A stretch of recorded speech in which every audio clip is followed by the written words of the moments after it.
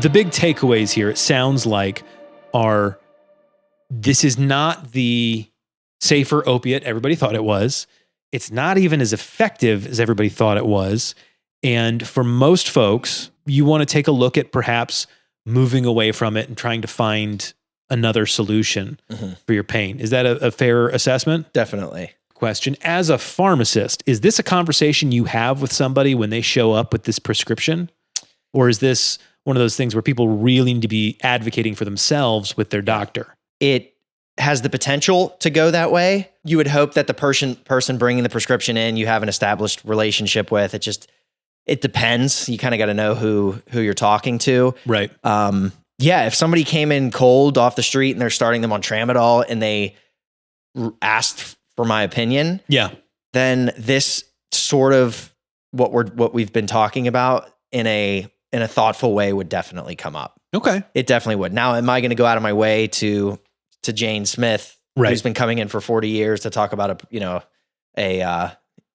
tramadol? No, we're not. I don't think it's to that point. Right.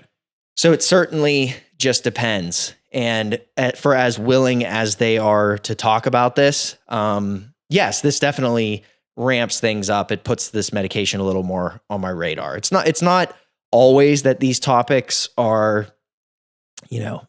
applicable the next day in practice. Again, this is something that we kind of already knew.